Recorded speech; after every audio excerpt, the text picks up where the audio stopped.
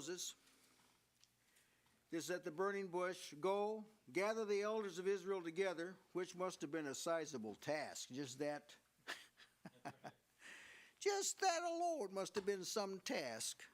Gather the elders of Israel together and say unto them, the Lord God of your fathers, the God of Abraham, Isaac, and of Jacob, appeared unto me, saying, I have surely visited you.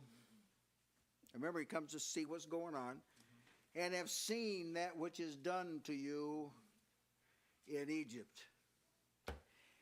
I can remember as a young man enduring some rejection and so forth that hurt. And I can remember this word that God spoke to my heart. I've seen what they did. All right, if you have suffered such things, God saw that too. Amen. And I will take vengeance. Oh, no, nobody has gotten by with harming you. Believe me when I tell you this. Even Saul of Tarsus didn't get by with it. Jesus said, I'm going to show you now what great things you must suffer. Now you're going to know how these people felt. Fortunately, he gave them great truth to carry them through it. I say that because this will help you a lot of times when you feel the scourge of rejection, this sort of thing. God say, I visited and I saw what they did to you. I saw it. Yeah, it went on for 400 years too, but he saw the whole thing through it. So, and again, how that visiting has to do with us beholding, turning up, being concerned, watching over. Here's another use of it. In Exodus 20, verse 5, this is God revealed this in the giving of the law. You may remember that Exodus 25 is right in the heart of the Ten Commandments. Thou shalt not bow down thyself to them, that's idols, other gods, nor serve them, for the Lord thy God am a jealous God. The Lord thy God am a jealous God, visiting the iniquity of the fathers upon the children unto the third and fourth generation of them that hate me. So he reimburses people for their sin. That's right. It is passed on to some generations. We're now living about the fourth generation. They used to call the Dr. Spock generation. About the fourth generation. Why do you think we've got all this difficulty in younger generations? God's visited the iniquity of Dr. Spock on his generations. Why do you think that Darwinianism, the theory of evolution, that looks absurd to anybody that knows God, yet it had been embraced, and it's created all kind of havoc? This is why Hitler persecuted the Jews. He studied Darwin, was convinced of the superiority of certain species, and on a basis of that, why did he do that? God visited the iniquity of Darwin on the next generation. See, this is God. This is how he is. Yeah. So when you sin, you get done sinning, you're not the end of the matter. Yeah. Other thing, God visits the iniquity. This is what he said. Yeah. This is God. This isn't a former God. This is God. And it's the principle on which he visits the blessing of his only begotten Son on those that follow him. It's this very same trait converts to a blessing when the one that gets his attention is a blessor, who is Jesus Christ, see? And here's a vivid description of the nature of God. In Ruth 1:6, there had been a long famine, you remember, and Naomi Naomi and her sons went into another land because of the famine to be sustained. Ruth 1:6 says, she arose with her daughters-in-law, that's Naomi, that she might return from the country of Moab. For she had heard that in the country of Moab, which is some distance away, that the Lord had visited his people, giving them bread. Oh, isn't that a wonderful word? Yeah. When I think, I hope I'm not misunderstood here, but when I think of the spiritual sterility of this city,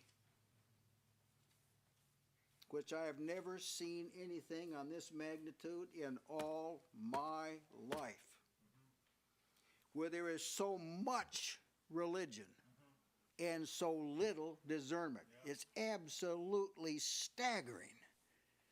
Yet God has visited this city with some bread. That's right. And words got out.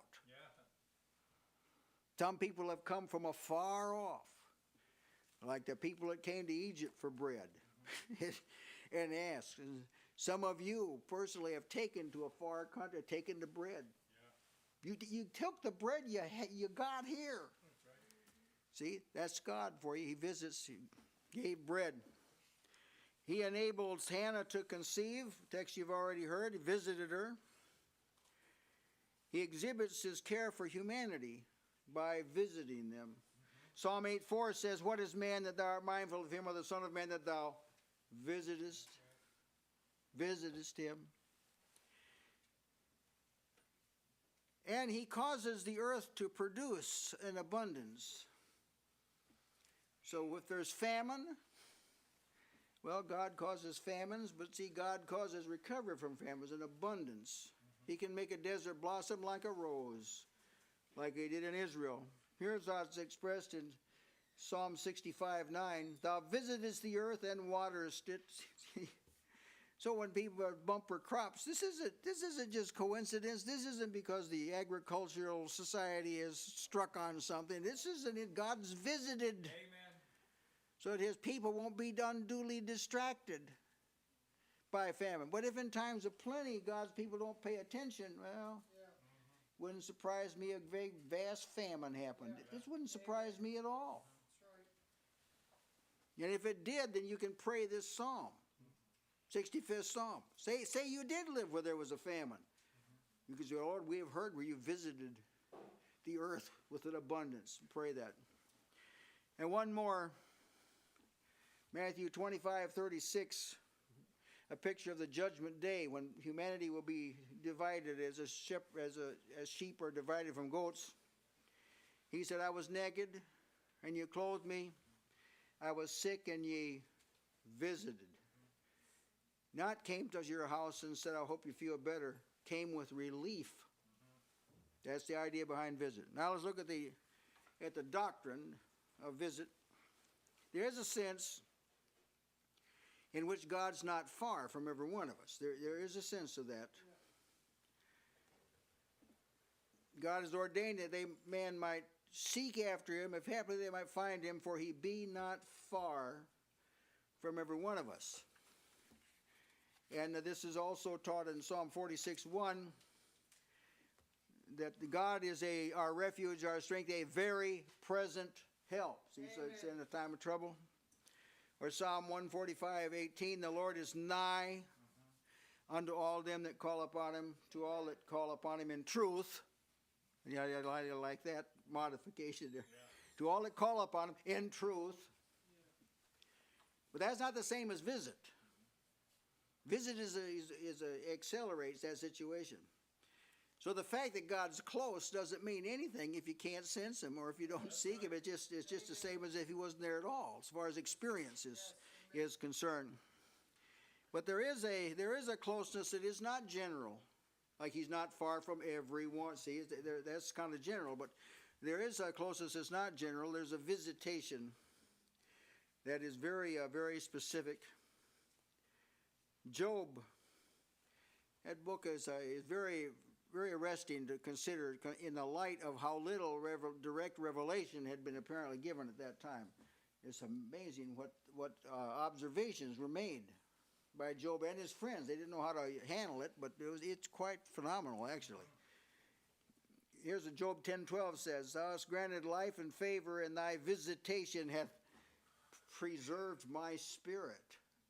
Boy, that's a discerning remark, brethren. So how is it that you haven't given up? See, there's enough happened to some of you that it would be just cause, according to some, for just to give up and throw in the sponge and say, what's the use? So why didn't you? Well, God's visitation preserved your spirit. Amen. In other words, he showed up. Whether you do it or not, he showed up. and preserved your spirit. Isn't that that's a marvelous consideration?